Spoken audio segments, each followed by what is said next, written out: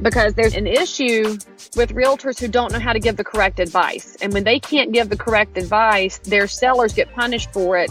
And this is why your sellers prefer to go places like Zillow, because Zillow is going to give them some data that's out there and see what happens.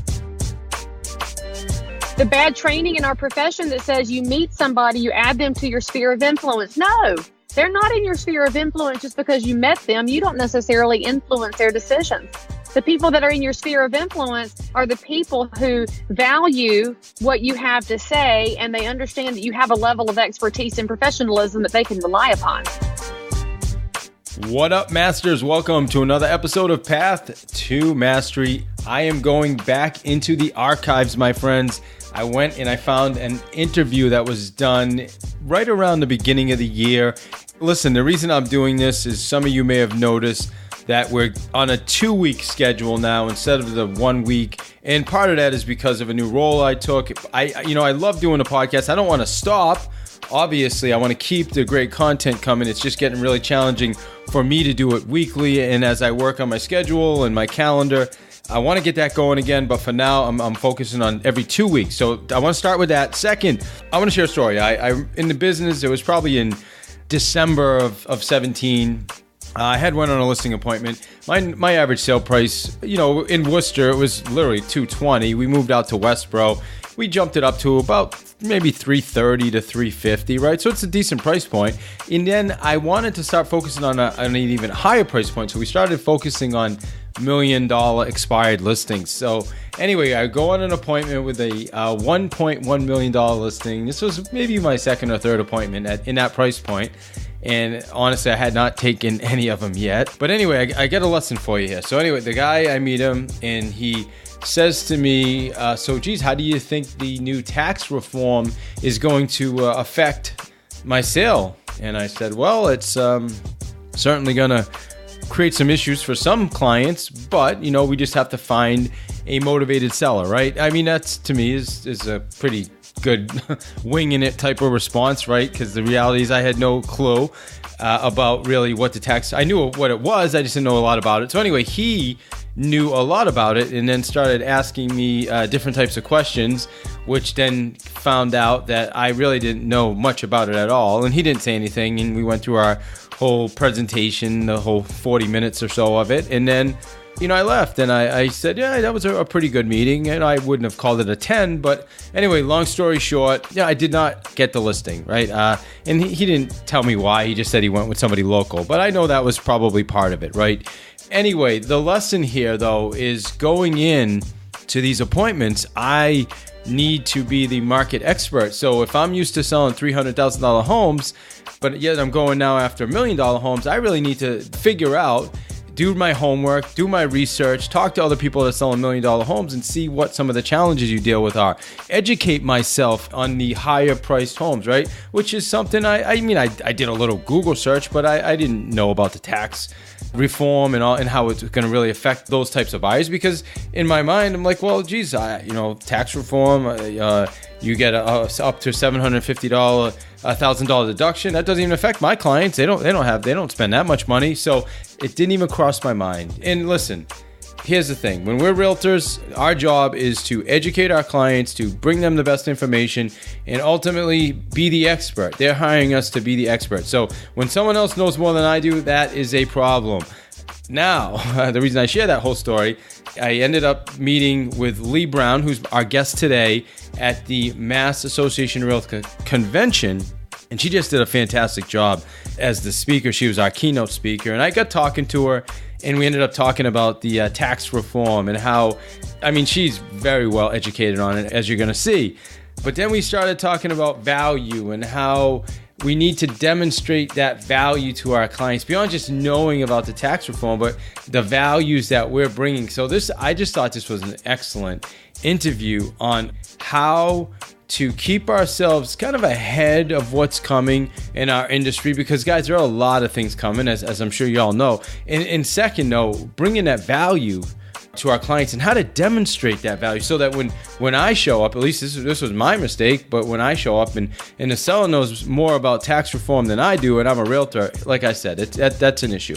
Okay, anyway, so Leigh Brown's going to talk to us today about tax reform, about bringing value to our clients, and also share some of her thoughts on what's going on with the market. I think this is a fantastic interview. I hope you really enjoy it. And before I get into it, I know this is a long intro.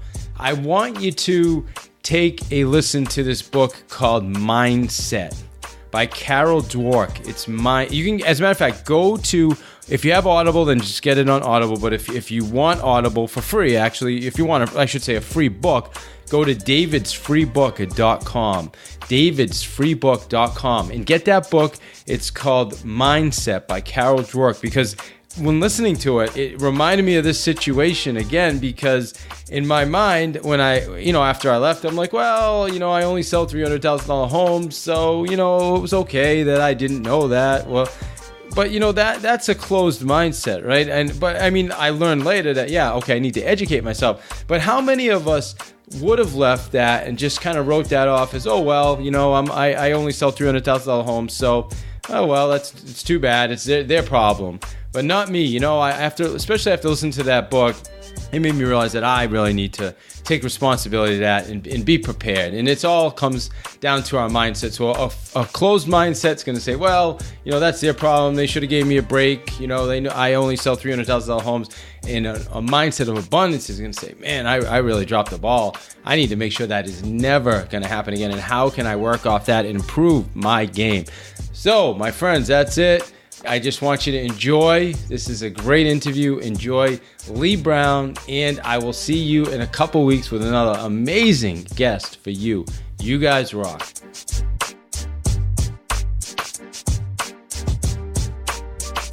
Hey, what's up, Masters? We have a special treat. We have Leigh Brown with us. Hey, what's up, Leigh? Hey, good morning. It's good to be with y'all. Absolutely. Thanks. I can tell from your accent you're right from Boston, right? Well, I think you're the one with the accent. Let's just be clear about that. Oh, that's right. You got it. You got that. All right. I love it. And so a little bit about Leigh. I've got your bio here, so I'm going to tell our listeners a little bit about you. I met you at the MAR conference. You came in and did a fantastic presentation for us. So beyond being a national instructor, which gets to travel around the country and teach on listings and systems and now motivation, you are an international sales and motivational speaker. You happen to be hilarious in an almost inappropriate but still family-friendly way. You can tell us about that. You're one of the top-selling realtors in Charlotte, North Carolina. You're a RE/MAX owner broker in one of the largest and most successful firms on the planet. Got it. I'm also proud to be in the RPAH Hall of Fame. And what's RPAC? RPAC, the Realtor Party, the political activities that realtors do, because what's crazy is how many realtors don't know what we do to make sure that policy is done correctly to protect property owners. But so many property owners don't know that realtors are in there working so hard for them. Like in this whole tax reform thing, the realtors were banging on doors to make sure that property owners were heard in all of that upheaval. So I can't say enough how proud I am of what work is that the realtors do. And I think more people need to know about it and talk about it. Yeah, I agree. I want to talk a little bit about the tax reform too, because that came up the other day on a conversation, but let me finish butchering your bio like I tend to do. Also, a wife, a mama, 3 cats available for adoption at any evening around 3 a.m. when they're coughing up hairballs. A runner, singer, pianist who enjoys cooking, gardening, and needlepoint. And yes, an old Southern woman. A child of God and follower of Jesus, just trying to get life right, one mistake at a time. And first book was published just January 2016, and you totally want to get a copy. It's called OutrageousAuthenticity.com. So, hey, thanks for joining us, Leigh. Hey, it's fun. Hey, do you have a copy of my book yet? Because if you don't, I'm going to send you one. Please. Please get me a copy. Book number 2 comes out this year, and I'm really excited about that one. It's going to be even better now that I know what I'm doing. Well, let's exchange books. I'll send you a copy of my book. It's called The Sales Playbook, and then I look forward to getting a copy of your book. There you go. Shazam. All right. Awesome. Okay, so talk to us about the real estate. You get to go around the country, teach, talk to people, real estate agents about what's going on in the market. I do want to talk about that. I also want to talk about the tax reform, though, because this came up the other day. I was talking to a seller in a property that's like $1.1 million, and he seemed to know more about it than I did, which probably wasn't a good thing. one thing I know is it's changing the amount of time that we have to be in houses before we can use that. It's not necessarily a deduction, but we don't have to pay a tax on the gain as long as we're buying a personal property, correct? That's actually the win that the realtors had. So for your listeners who aren't political geeks, and this is where it's challenging for realtors, David, so many of us need to know this, but it's not our wheelhouse. It's actually really awesome that your client was willing to talk to you, because you obviously don't have so much ego in the way that you're not willing to say, oh, dude, tell me what you know because I need to learn more. And that's enormous and huge. And I wish more realtors would do that. But previously, if you had lived in your personal home 2 out of the previous 5 years, you were exempt from capital gains taxes if you were up to a $250,000 price or $500,000 if you're married. So you had this lifetime exemption where you could basically continue to move up. So take your equity and move on without paying taxes on it. The version that came out of the House initially was that was going to change to 5 out of 8 years. And as somebody who works in a market where I have a lot of relocation buyers, they don't get to stay in the house 5 years. And it's not because they don't want to, they don't get to. And then military families, I mean, holy crap, they don't get to stay on a base for 5 years unless you're an XO. And even those guys get moved around. So the realtors jumped on that provision and said, look, we don't like a lot of what's in this bill. We know we need reform. So understand, if you're listening to this and you are of whatever political persuasion, realtors don't look at partisan politics. We look at policy, and what's the policy going to mean to the people we serve and to the entrepreneurs that make up real estate. So you got to put your R or your D to the side, because you got to get out of that world. And the media is who I blame the most for causing us to stare at everything, whether we're R's or D's. So anyway, we looked at that policy and said, we get it. Tax reform is necessary. We shouldn't have 68,000 pages of code. It's ridiculous. We do charge too much to corporations, but you can't do all of this on the backs of property owners. And so the initial proposal was to go to 5 out of 8 years. And we said, no, we've got to keep it at 2 out of 5. And we won that battle. So in the current tax reform structure, it's still 2 out of 5. That was a huge win for us, that if you stay in a house 2 out of 5 years, the capital gains will be exempt, provided you're 250 to 500, depending on marital status. So that was a big deal. Now, let me clarify. The gains are up from 250 to 500, correct? It's not the price. It's not, okay, got it. Okay. Yeah, it's the gains. All right. Which I know your price point's different than mine because y'all are expensive up north. But the other thing that was a big win for us is that the mortgage interest deduction. So you were previously able to deduct your interest up to $1 million of your mortgage.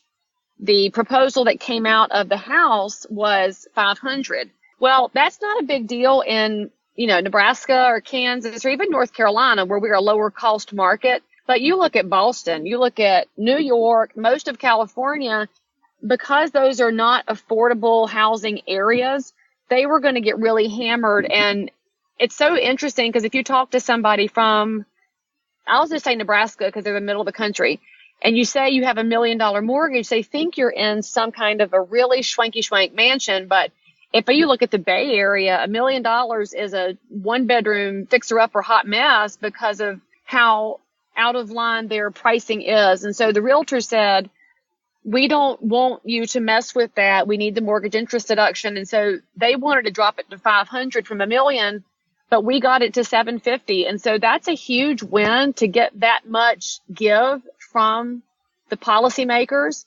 And it also means that if you're in your home now and you're at $1 million that you've been deducting, you're okay. This is for purchases going forward. So is it going to mean some people choose not to sell? It's possible, but you got to look at this from a standpoint of, we weren't going to get our own way on everything. Nobody does when you're dealing in politics, but we made some really big wins that protect our military families, that protect our relocation families, and that protect home buyers in less affordable markets. And so I'm really proud of what that is. And by the way, if you're a realtor listening to this and who's not up to speed on all of it, go to realtoractioncenter.com. That's the website we have for realtors from the National Association, where you can see, what are we doing on policy? What legislation are we fighting? Who's voting with us? Who's against us? And you'll see a really good, clear picture of what we're doing right now, because our lobbying efforts are not a special interest group. This is not us fighting for some pet project. What the realtors do is public interest, because we fight for property rights for everybody, no matter what kind of market you're in, residential, commercial, investor. We're just concerned that we keep our property rights intact in this country. That's awesome. No, well, thanks for sharing that, because honestly, I was not aware of that, and I need to get to that site and do some of my own homework, which I still do sell real estate. With regards to that, the seller that brought this up, it's interesting because obviously he's a savvy seller and his property is at one point, almost 1.2 million. He was concerned about the buyer. You know what I mean? Be saying, right. I found that interesting. So why would he be concerned about the buyer? Well, if you reduce his buyer pool, that's all it would take to possibly make it harder for him to sell, take longer for him to sell, or just the general unrest that happens in the market. We see this happen all the time, like during the worst years of the recession. So I think any realtor who survived 2007 to 2013 probably has PTSD, and we haven't had it diagnosed. But during those times, we had people that should have been buying. I mean, they had the credit, they had the money, they had the pre-approval, and they didn't pull the trigger because they were panicked. And so they look now, because, you and I have been in a long time. We've talked to the same people for years. And how many people have said, dang, I wish I had done something in 9, 10, 11, 12 when the prices were really low, because they're not now. And so you see the effects of what fear does to people's ability to move forward. And that's what your seller's referencing, is that the issue of tax reform is that it caused so much uncertainty for people. They don't know exactly what got passed yet, because they tuned out the media at some point, because the media is just screaming. They scream from whichever viewpoint they're on, and the average person tunes it out and says, screw this. I'm just going to go about my day-to-day life, and when it's time to file taxes, I'll find out what's going on. So I think we'll start to see really people understanding. Honestly, I think the tax reform package came out pretty solid. So from a policy standpoint, There's a lot of benefit that a lot of people are going to see, but they're not going to see it until March and April when they get their taxes done. So the benefits are going to happen shortly. So what I would say is that if you're a buyer in the marketplace right now, you call your accountant and get yourself a Cliff Notes version of what it means to you. That's what I said. And go pull the trigger, because if you wait until March and April and we get to high season, which is going to include a boost of consumer confidence in my crystal ball guesstimate, then you're going to be in a more competitive environment and you might pay more for that house. And so it's a great time to get educated and pull the trigger if that's your plan. I love it. Love it. Good stuff. I'm glad you know that. It's interesting because I don't traditionally sell a lot of $1 million houses. I haven't in the past. So it's something that we're more focused on. So that's probably why I didn't realize that deduction had such an impact when you got into those higher price points, right? If you're accustomed to selling $300,000 houses, that never comes up.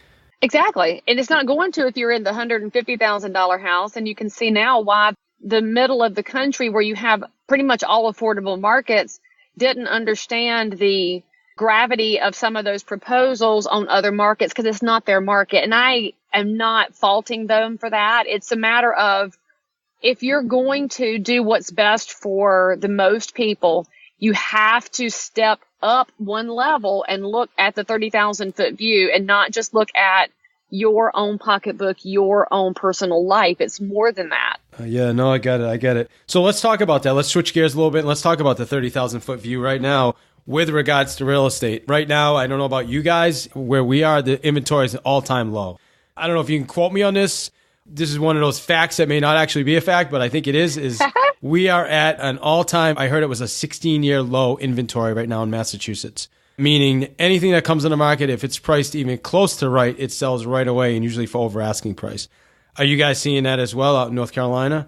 We're seeing it under the 350 mark. So what we would consider to be first-time buyer or first-time couple buyers, they can almost all afford that, and that's going to put them in reach of what they would be paying for comparable rents. If, like you said, there's the caveat, though, if it's correctly priced for the condition it's in. And this is one thing that realtors have to be careful of. Their own social media saying, oh, we have record low inventory, houses are flying off the shelves. Well, if you say all that, but you've listed a house and you allowed them to overprice just because they thought they could, or they underconditioned it because they thought they didn't have enough competition so they can get away with it, and their house sits there and sits there. Because in every MLS that I've been in, and I was at 27 states last year, and I love digging around at the data because I'm a nerd. So you look at all these different markets, every price point, there's houses in the multiple. And the problem is they're not getting the correct advice on how to price for the market we're in or how to condition for the market we're in so that they can experience what you're talking about with the multiple offers and getting above ask. So it's a double-edged sword. We're seeing the low inventory, but if we don't educate the sellers properly, they won't get to have the benefit of that. And as you know, they need to be putting houses on the market. I mean, we need inventory. We need houses for buyers to buy. And Dave Liniger, who's the owner of Remax, and I don't agree with him on everything he says, but he was a really good prognosticator several years ago. And he said 2015 is when we will start to see the problem with inventory. And dang if he wasn't right, because he said you look at the millennials coming out of their parents' houses, they're doing it late, but they're coming out. You see all of the immigrants that have moved to the U.S. and have given themselves a way to purchase a home because they've either got access to the IB5 program. They're looking to buy houses. And so now you've got the millennial generation is huge. There's more of them than there are baby boomers. So as they come out and want to buy, we don't have enough houses. We should have been pulling permits for years, but that would have taken a lot of gumption and a lot of faith that a lot of people didn't have during the dark years. So anyway, I mean, the low inventory is an opportunity for realtors to demonstrate their value. And I'll piggyback on what we're talking about with pricing and condition, because there's an issue with realtors who don't know how to give the correct advice. And when they can't give the correct advice, their sellers get punished for it. And this is why your sellers prefer to go places like Zillow, because Zillow's not going to fluff it to them. They're just going to give them some data that's out there and see what happens. I don't know about that. As far as not fluff, I mean, Zillow just gives them the Zestimate, and typically the Zestimate is not accurate. At least in this area, a lot of times it's either way off one way or usually positive, though. Very rarely do I have a seller lead that comes to me and says, hey, my house is worth $30,000 less than it is. It's always the opposite side of that. They always think it's worth $30,000 more. Well, of course they do. But see, the thing is, yours folks are calling you because they're looking for professional advice. And a lot of realtors, I love them. They're not equipped to give professional advice. They're not equipped to say, here's why Zillow's wrong or not wrong. Zillow on average nationally is only off by about 3.5%. So they're inaccurate to a degree, but it's not by as much as it used to be.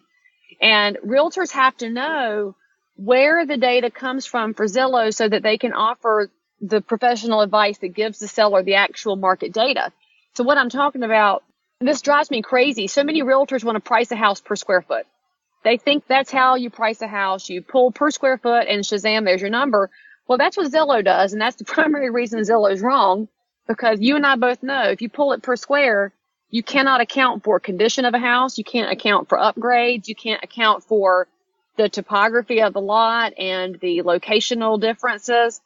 So the average agent is not equipped to make those adjustments to showcase why Zillow is or is not accurate, which the consumer would like to know if it's wrong. They just want us to tell them why. Don't just declare that it's wrong. So like in our market, I mean, you literally could have within a mile, you'll have a single family house, and then 2 blocks over, now you've got multifamily units, and then another block over, there's apartment complex. So how can you group all those same properties into like a zip code and then do price per square foot? It's almost impossible. And that's what Zillow does.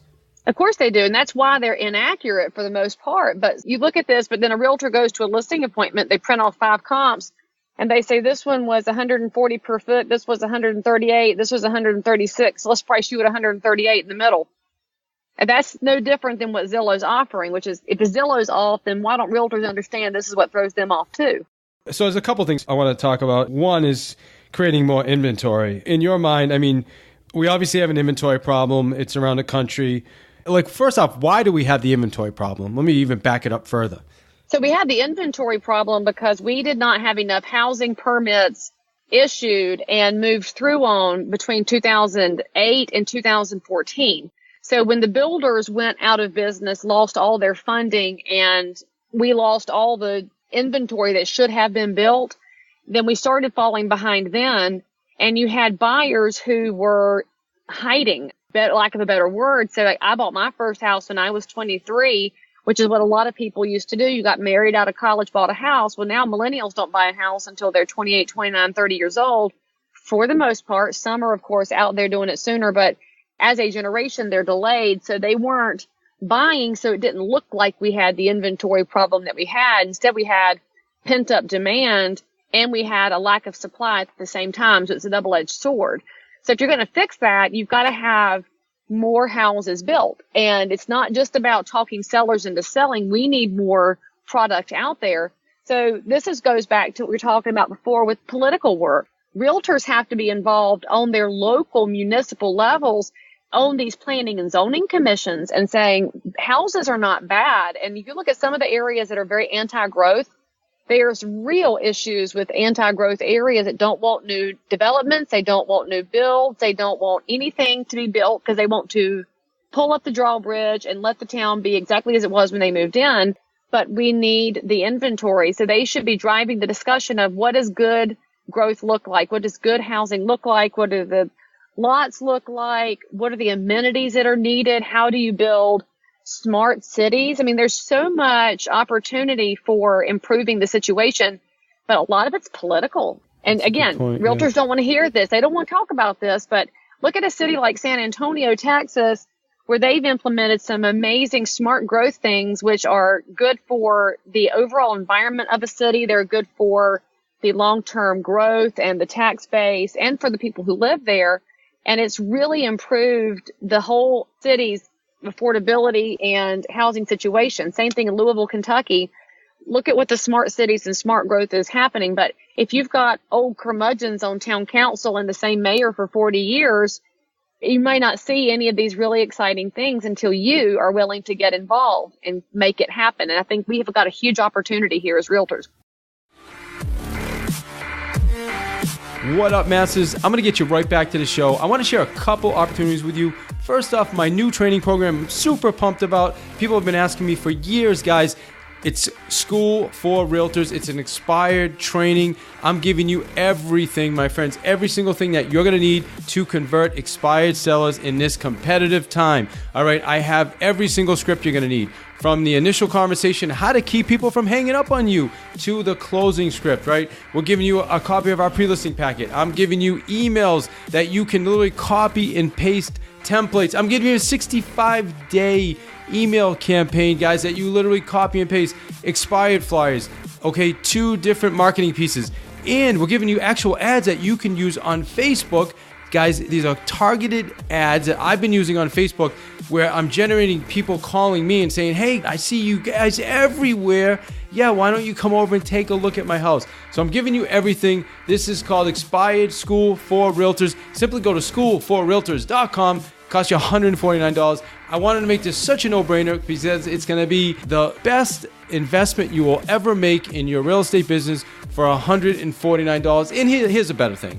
There's a 30-day money-back guarantee. So at the end, if you said, you know what, Dave, I just didn't get value in your expired training, then I'm going to give you your $149 back, and you still have all my materials. So how's that work, right? You can't go wrong. Listen, everything is here, everything you need. And here's the last thing.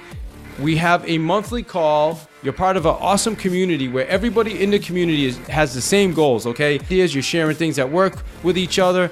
And I am logging in monthly and doing a live training for everybody. You have role play partners. Listen, this is everything you need. It's so simple. You go to schoolforrealtors.com, you get the download, and then you just start downloading. And I even made it step by step by step. All right, that said, awesome opportunity for you. And then finally, and we're going to get you back to the show, I promise. If you love audiobooks or if you love podcasts, you need to check out Audible. Audible.com is Amazon's audiobook site.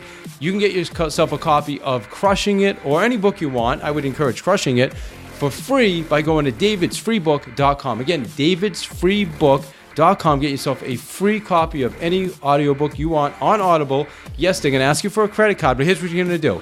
As long as you cancel within 30 days, your credit card will never be billed. So schedule a reminder in your calendar 25 days out. And if for some reason you don't love the service, then you cancel and your card's never, ever charged. And you get to keep the book. Guys, listen, these are opportunities. How do you go wrong with either of these opportunities? Okay, listen, you rock. I just want to share that with you. So a couple opportunities. Schoolforrealtors.com and davidsfreebook.com.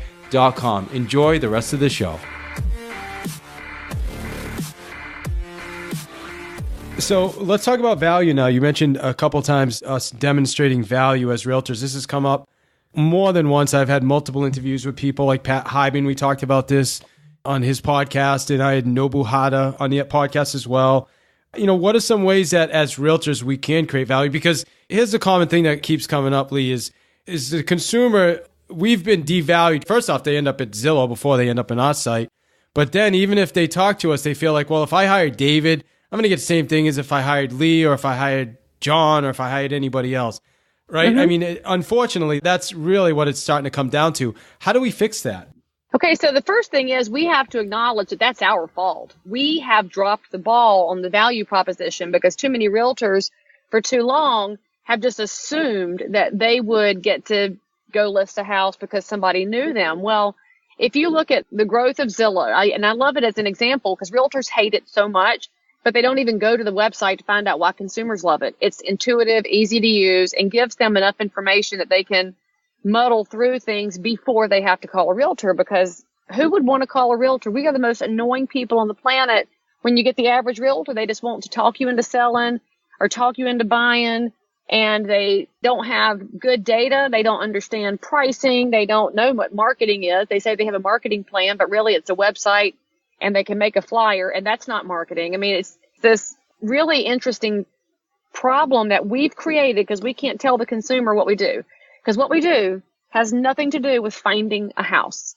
So you're the buyer. You don't help the buyer find the house anymore. They find it on their own. What we do for them is help them manage the transaction. And that's the primary role of the realtor. And it's the one thing Zillow can never do, because Zillow does not understand what happens when the appraisal goes south, because there's going to be an FAQ online, but that doesn't answer how do you deal with this agent, this buyer, this lender. What do you do when your inspection report comes back and it's got fungal growth? Do I have to fix it? Do I not have to fix it? Do I call a specialist? Can I get it out of the house? What if the buyer wants to walk? Zillow can't do that. The realtor can. The buyer wants to know, how do I manage selling one house and buying another one? And then my mom's moving in with us and the kids need to go to school and there's a showing over here today.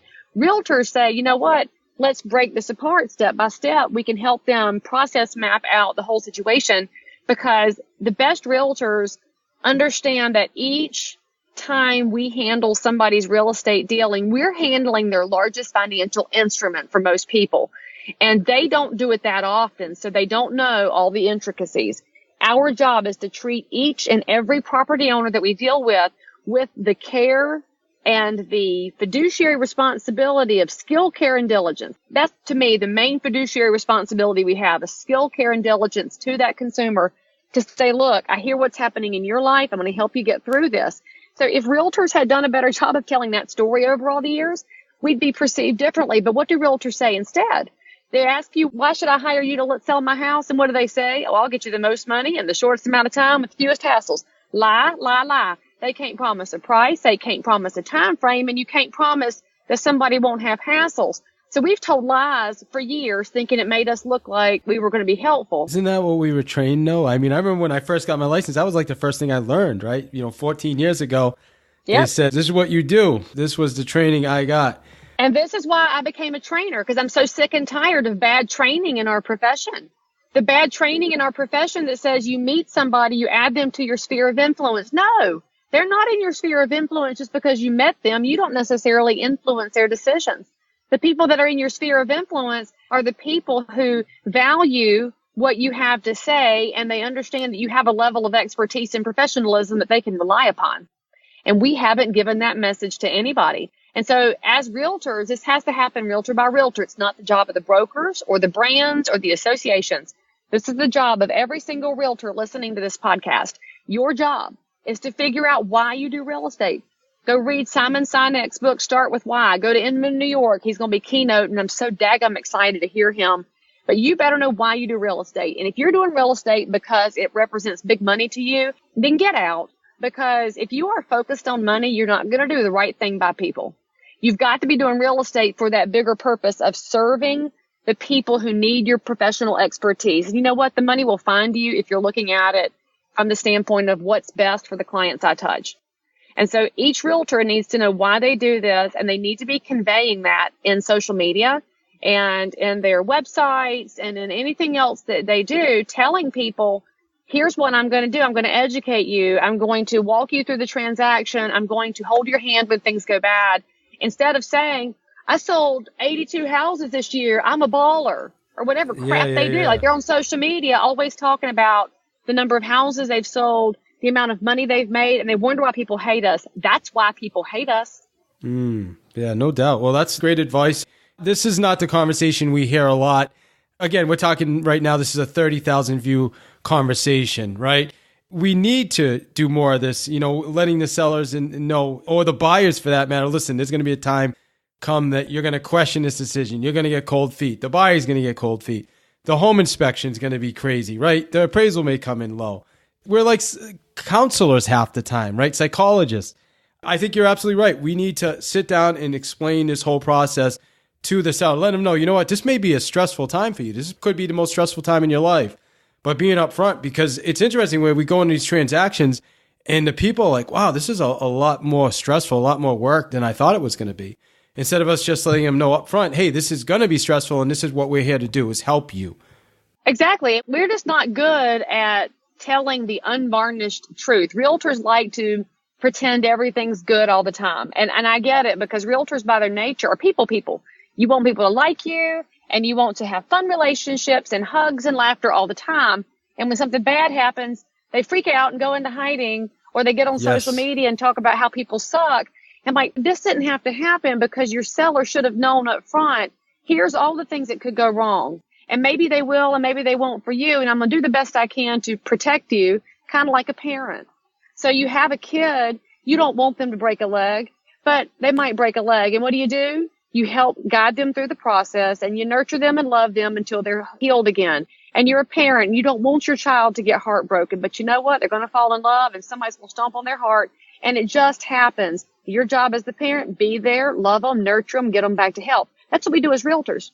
We just haven't conveyed the story correctly. Yeah, great point. All right, so in getting ready to close, first off, how do our listeners get in touch with you? I know you also have a podcast, Leigh. Tell us a little bit about your podcast, and how can our listeners get in touch with you?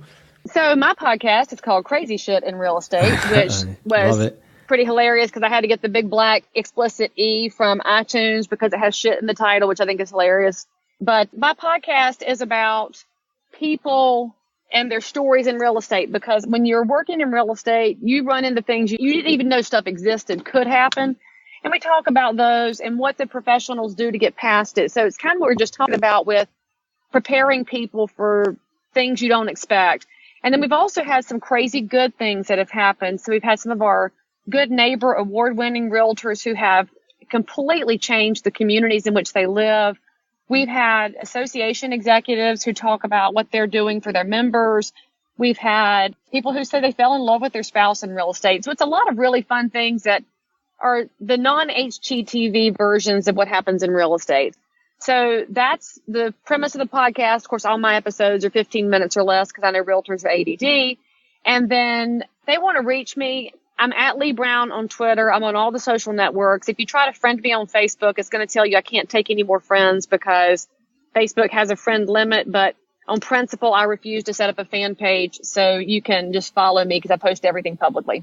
It's interesting, too, when I'm listening to you, do a lot of your clients and consumers listen to your podcast as well? So the mix of listeners on the podcast is currently 70% realtor or realtor affiliate like lender, inspector, and such, and 30% consumer.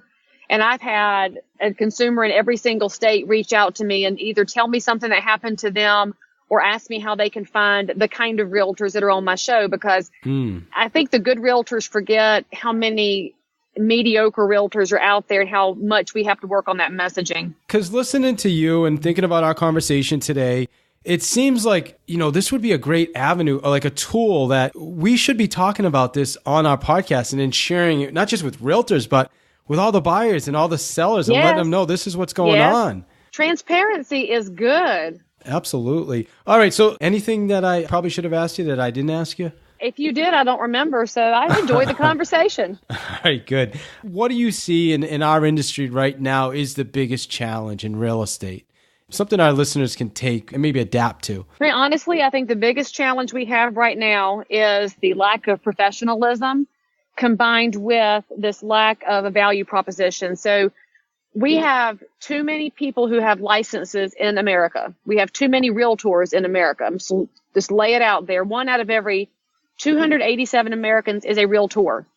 Okay? So do the math on that and you realize why it's just so competitive. But for realtors to remain relevant in an increasingly technology-driven world and increasingly share economy-driven world, the Ubers and Airbnbs of the world, for us to remain relevant, we have to stay belly to belly with our consumers and we have to tell the message more about what we do. And that means if we're going to increase professionalism and fix our profession, then we have to turn in the bad realtors. So every association has a way for you to turn in people who are violating the code of ethics, who are doing things wrong. We have to self-police and turn them in, even if it's uncomfortable. Because I know y'all are lovers of people. You don't want to do this. And you've got that thing in your head from a long time ago that says, if I turn in Joe and then I want to sell his listing in the future, my buyers will miss out because Joe will hate me. You have to get over that, because if you're letting a practitioner carry on who's doing the business wrong, you're hurting more than yourself. You're hurting everybody they touch. And so if we would self-police, we could help a ton. Realtors need to understand that professionalism is more than their mandatory state continuing education. It's how you conduct yourself. It's how you dress. It's how you treat consumers when you meet them. That your focus can't be on selling a house to a cousin here and there and think that that's the best thing for them. That actually hurts your cousin. So we just got to think about it differently. I don't know that realtors have changed their mindset a ton since the days of the MLS book. Even with all the technology that's made us more efficient, we haven't really gotten better, and it's time. Yeah, I agree. I think there's another challenge too. And, when you mentioned realtors, not all the people practicing real estate actually are realtors. And I think consumers aren't even aware of the difference. As a matter of fact, we recently did a survey and realized, at least in Massachusetts, only 20% of people actually knew what the realtor stood for. So they had no idea if the person they were meeting with was actually a realtor or was not a realtor member. Well, it's kind of like Kleenex. It's become the generic term for somebody who sells real estate. And realtors do need to make sure they're telling people, I subscribe to the code of ethics. In fact, I include the code of ethics in my listing presentation. If you look at standard of practice 1.3, it's something you have to be doing well in real estate to protect the consumer. Love that. Yeah, that was actually something I took from your presentation now that you mentioned that. That's awesome. All right. So, hey, listen, I just want to say first off, I appreciate your time. You mentioned Simon Sinek's book earlier, Start With Why. Would that be your book recommendation? I always recommend that book every chance I get. The other book that I recommend, especially if you're listening to this and you're a team leader, many people who are growing real estate teams in the business are, let's just say, less than skilled at HR and management, because that's not your That's an skill. understatement. Yeah. So read a book by my favorite coach ever. His name is Dan Sullivan, and he has coached more entrepreneurs than anybody else on the planet. He's got a book called The 80% Approach. And this is not the Pareto principle, 80-20 rule. So don't assume you know what it's about just because I said 80%. But read The 80% Approach by Dan Sullivan if you are anywhere close to a team or managing a team. And then you can be more versed at how to manage the humans in your real estate business, which, by the way, will lead you to a much happier end consumer. Love it. Love it. All right, awesome. So for our listeners, guys, you can go out there and get yourself a free copy of The 80% Approach by Dan Sullivan. Or if you like, you can check out Simon Sinek's book, which is absolutely fantastic as well. Start With Why. Both of them on Audible. Go to davidsfreebook.com. Again, davidsfreebook.com. You get yourself a free Audible download. All right, that said, Leigh, again, I appreciate your time. This has been fantastic. What is the one thing in closing that you want our listeners to just make sure they take from this interview today? You had better the hell know why you are the person anybody should call about their real estate dealings. If you don't know that, don't answer the phone till you figure it out. Masters, if you know me, you know health and nutrition is number one, and that's why I'm an advisor for Advocare products. Listen, in my opinion, these are the best products on the planet, guys. You get what you're supposed to get, right? I use the products for health. I use the products for energy. I use the products for wellness. So we have all the different lines from Spark, starting your day with a great energy shot all the way to pre-workout. It's whatever your goals are, right? It's whatever your goals are. You can check out the products at www.livelongersmarter.com. That's my website. Or reach out to me. I'd love to have a 30-minute or, anywhere from 15 to 30-minute conversation with you, just talking about your health and nutrition goals and what I can do to help you achieve those goals. So again, products, energy line, or wellness line, whether it's joints, you're getting up there in the age, you just want to take care of yourself. I'll tell you, one of the greatest compliments I get is people, you say, wow, you look amazing. I cannot believe you are the age you are. Weight loss. I've helped lots of people, guys, lose weight, not just lose it, but keep it off with the products. And the cool thing is, I'd say 75% of the people who start with our products, they continue using our products even after they initially tried them, which has been amazing. And strength, if you're into bodybuilding, then hey, Rich Fronin, okay? I don't know if you know who Rich Fronin is. He's an advocate for AdvoCare as well. So amazing products. You can see us. We're featured on NASCAR, professional soccer, college basketball, college football, Men's Health magazine last month. These are the real deal, guys. livelongersmarter.com is the website, or reach out to me if you, like I said, if you want to have a personal conversation with me, just send me an email. In the subject line, just put AdvoCare products, and I'd love, like I said, schedule a 15 to 30-minute call with you to talk about your health and nutrition goals. Guys, you rock. Live longer, smarter. And as Gary Keller eloquently said, if you don't take care of your body, where are you gonna live? You rock.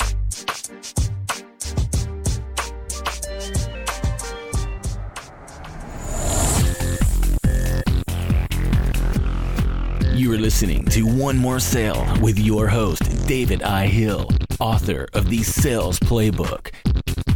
Get your copy at www.thesalesplaybook.net.